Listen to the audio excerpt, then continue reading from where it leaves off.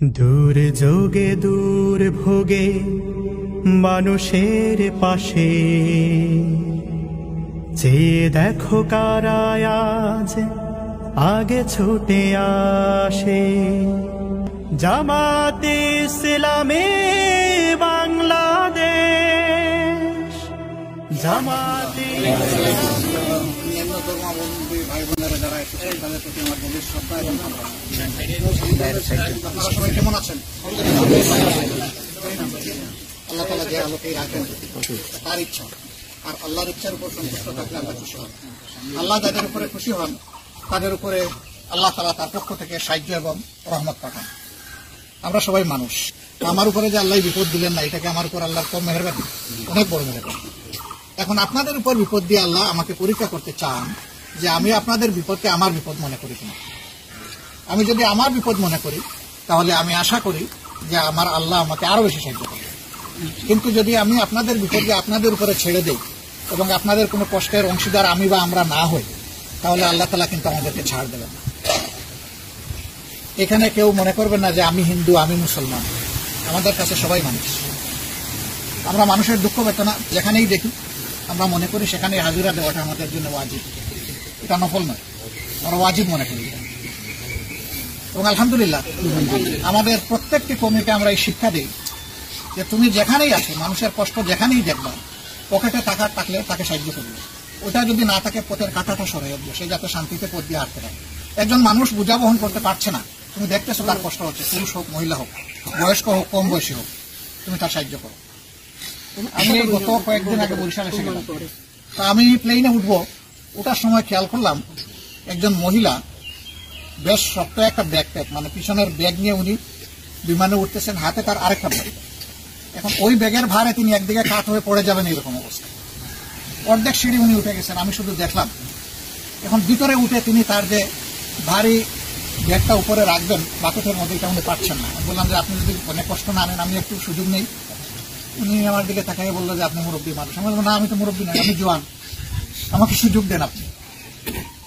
পোস্টেই যাচ্ছে পাশে, বিমানবালা আয়সা বলতেছে এটা ঢুকবে। আমি বললাম যে দেখি আল্লাহর নাম নিয়ে চাপ দিয়ে ঢুকে কিনা। ঢুকে গেল আলহামদুলিল্লাহ। যখন বিমান এসে থামলো বরিশাল এয়ারপোর্টে, আমি তখন নিজেই ওটা আমার নামে ওনার হাতে দিলাম না। উনি বললো যে আমার হাতে দিন। আমি বললাম যে আপনি পড়ে যাবেন, আমি এখন আপনার হাতে এটা দেবো না, এখন এটার মালিকানা আমার। আপনি যখন লাউঞ্জে যাবেন, এই বিমান থেকে নেমে বিশ্রামের জায়গায় অথবা আপনার আপনজনের কাছে যাবেন, তখন আমি আপনার হাতে এটা আবার দিয়ে দেবো।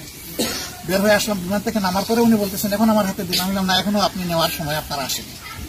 তো উনি আমার দিকে ফেল করে তাকাইতেছে। তখন সঙ্গে আর একজন ছিলেন, তিনি আমার পরিচয় দিয়ে বললেন যে ইনি অমুক। মহিলা দিকে আরো অবাক হয়ে তাকাইতেছে, মানে অমুক লোক আমার ব্যাগ বহন করবে, আমার ব্যাগ বুঝা নিবে, এটা কি হয় নাকি? বাইরে আইসা দেখি যে ওনার স্বামী আসে নাই। উনি ফোন দিচ্ছেন তুমি কোথায়? তো উনি বলতেছেন যে আমি আসতেছি, অমুক জায়গায় আটকা পড়ছি। আমি বললাম যে আমরা কি আপনার জন্য অপেক্ষা করবো না আপনি এখানে বসে অপেক্ষা করবেন? বলে যে না, এখানে বসে, এবার ব্যাগ আপনার কাছে। এখন ওই মহিলা, আমি যদি ব্যাগটা বহন নাও করতাম তার, সে তো কষ্টে মষ্টে এটা কানতো। আমি কি জন্য করেছি জানেন? আমি ওই রকম এক মায়ের পেটে জন্ম।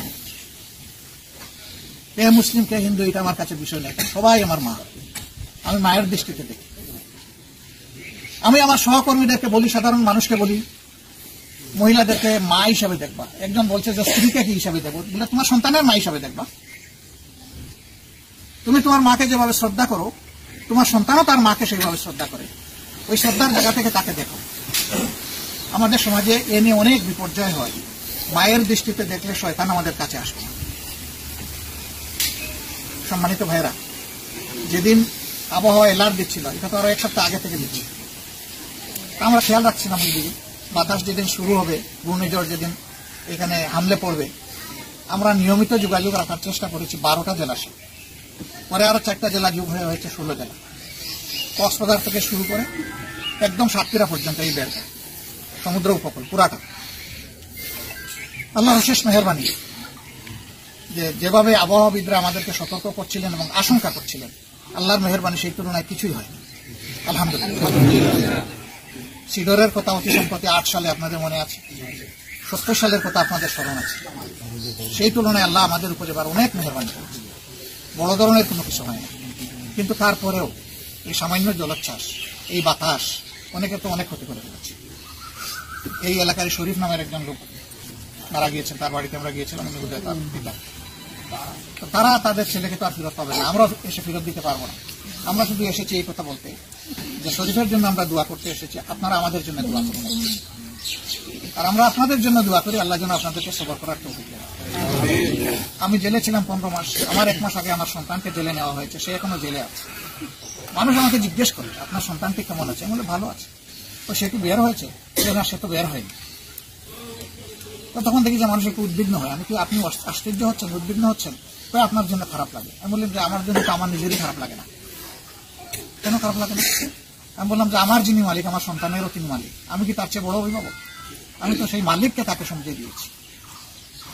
এভাবে আমরা কিন্তু সবাই আল্লাহর মালিকানায় আছি। আমার ভাইয়েরা বলেছেন যে আমরা বাংলাদেশকে ন্যায় ইনসাফ ভিত্তিক একটি কল্যাণ রাষ্ট্রে পরিণত করতে চাই। জামাত ইসলামী সম্পর্কে ভুল ধারণা ছড়ানো হয়, যারা ধর্মে ধর্মে বিভেদ করে। আজকের এই সমাবেশ তার সাক্ষী। আমরা বিভেদ করি না, পছন্দ করি না। শীতের সময় 7 দিনের জন্য আমি এসেছিলাম এই অঞ্চলে কাজ করি। একটা জায়গায় গিয়ে দেখি যে একটা তালিকা করা হয়েছে 274 জন। আমি জায়গার নাম বলবো না, লোকেরা লজ্জা হবে। আপনাদের এলাকায় বৃহত্তর বরিশালের ভিতরে আমি দেখলাম যে এখানে সকল মুসলমানের নাম। আমি জিজ্ঞেস করলাম এই এলাকায় কোনো হিন্দু মানুষ বসবাস করে না, খ্রিস্টান বসবাস করে না, বৌদ্ধ করে না? বললো যে এখানে বৌদ্ধ এবং খ্রিস্টান এই এলাকায় বসবাস করে না, কিন্তু হিন্দু আছে। এবং এবারকার পানিটা বোধহয় ওদের মাথার উপর দিয়ে লাফ দিয়ে চলে গেছে, ওদের গায়ে লাগে না, ওদের কোনো ক্ষতি করে নাই। হয় না, ক্ষতি করছে, তাইলে এই তালিকায় নাম নেই কেন?